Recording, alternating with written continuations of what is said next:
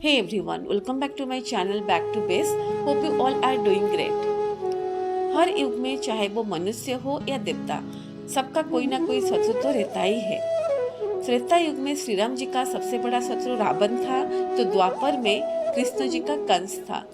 Like this आज के time पे हमारा सबसे बड़ा शत्रु को हम टेररिस्ट या आतंकवादी बोल सकते हैं। लेकिन आज के वीडियो में हम वो शत्रु के बारे में डिस्कस करेंगे जो भगवान से भी बड़ा था इन टर्म्स ऑफ ज्ञान, भक्ति, धन, पावर, जिसको पॉलिटिकल पावर बोलते हैं, जिसने नवग्रह को अपने चरणों में रखा था। कुबेर भी इनके यहाँ पानी भरते थे। शनि के ऊपर तो पैर रखे बैठा था। काल को बांध के रखा था, जिसका मतलब उसकी इच्छा के बगैर उसकी मृत्यु तो छोड़िए, उसके राज्य में किसी का भी मृत्यु नहीं हो सकती है। Even if somebody consider it's further imaginary, it is the height of power कि nobody can die in your kingdom without your permission। भगवान का भक्त भी कौन बड़ा था? वो कहता, मुझसा पंडित, मुझसा योद्धा और ना कोई दूजा है। अपने शिष्यों को काट काट शंकर को मैंने पूजा है।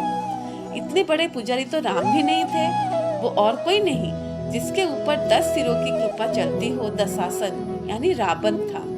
जब श्री राम ने जामवंत से ये बोले कि युद्ध करने से पहले मैं एक पूजा करना चाहता हूँ। Jamwant was the senior most person. So Shri Ram Jamwant से ये बोले कि मुझे एक ऐसा पंडित चाहिए जो साइब हो, यानी शिव को मानने वाला, और साथ में वैष्णव भी हो। सो जामवंत जी को तुरंत रावण का याद आया, क्योंकि रावण एक शिव भक्त के साथ साथ वैष्णव भी था। तो श्री राम ने जामवंत को रावण के पास आचार्य पद पर आमंत्रित करने के लिए भेजे। जिस इमेजिन जिससे युद्ध करने जा रहे हैं उसी से ही पूजा। जब रावण को ये पता चला कि जामवंत जी आ रहे हैं, तो वो अपने मंत्रियों को अच्छे से जामवंत जी का स्वागत करने के लिए संदेश दिया।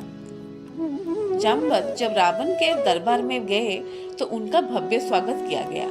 रावण ने जामवंत के स्वागत में उन्हें अपने सिंहासन पर बैठा दिया। then रावण ने जामवंत से आने का कारण पूछे। जामवंत सेड, मेरे साथ 2 जजमान हैं। वो युद्ध से पहले एक पूजा करना चाहते हैं। उन्हें एक ऐसा पंडित चाहिए जो साई भी हो और वैष्णव भी।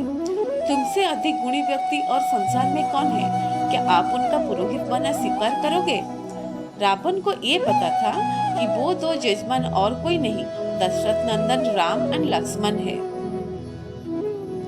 रावण जामवंत जी से ये पूछे कि क्या उनका पूजा का उद्देश्य लंका विजयी है?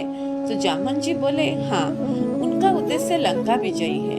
तो जामवंत पूछे, क्या आप उनका आमंत्रण स्वीकार करोगे? तो रावण ये बोला, द्वार पर आके कोई पंडित को यज्ञ के लिए आमंत्रित करे और स्वीकार करना उसका धर्म नहीं है। So finally Ravana agree with Jamvant and again Jamvant पूछे, पूजा के लिए क्या सामग्री लाऊं? तो रावण बोले, ये पंडित का धर्म है कि अगर जजमान के पास कोई पूजा सामग्री नहीं है तो वो आचार्य खुद लेके आए, तो मैं पूजा सामग्री खुद लेके आऊंगा।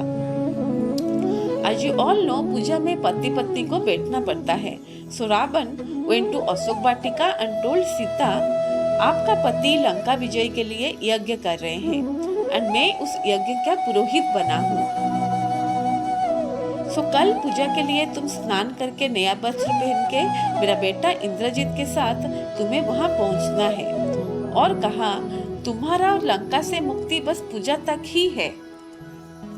पूजा खत्म होने के बाद रात में बैठ के फिर अशोक वाटिका लौटना है।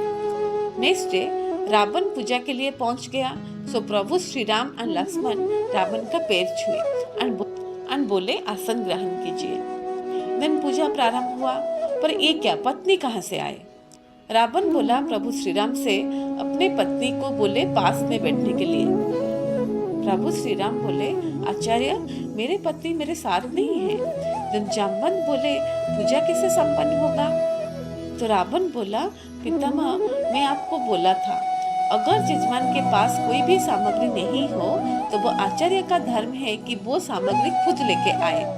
रावण अपना बेटा इंद्रजीत को बोला, जजमान के पास उनका पत्नी को स्थापित करे। अपहरण की हुई माँ सीता राम जी के पास में बैठे और पूजा प्रारंभ हुआ। पूजा खत्म होने के बाद रावण राम और लक्ष्मण को बोला, आज सभी देवताओं को उपस्थित में मैं आपको ये आशीर्वाद देता हूँ कि जिस संकल्प के साथ आप ये पूजा कर रहे हैं, आपका संकल्प पूर्ण हो। उसी से जुड़ी ये गीत बना पुरोहित रामचंद्र का, जय का वर दे आया। पूजा खत्म होने के बाद जब रावण जा रहा था तो राम पूछे, आचार्य दक्षिणा तो आपको लेना पड़ेगा।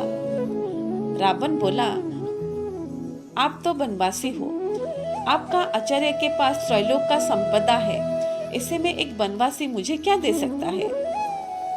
राम बोले, मैं रघुवंशी हूँ, दक्षिणा के बिना मेरी पूजा सफल नहीं होगा, दक्षिणा तो आपको लेना पड़ेगा। रावण बोला, अगर ऐसा है तो मेरा जब अंतिम समय आए तो मेरा ये दो जजमान मेरे सामने उपस्थित रहे। इसमें भी आचार्य की तरफ से शत्रु को एक प्रेम का संदेश था। जस्ट इमेजिन उस युग में सब कितने महान थे। भगवान राम के पिता भी कैसे थे और भाई भी कैसे मिले थे, और पत्नी, उनके पुत्र और उनका भक्त भी कौन, हनुमान जैसा। ऐसे में उनका शत्रु कैसे कम हो सकता है। महाबलशाली, महाज्ञानी, त्रिलोक विजयी दशासन यानी रावण था। So this is all for today. Thank you so much and see you soon.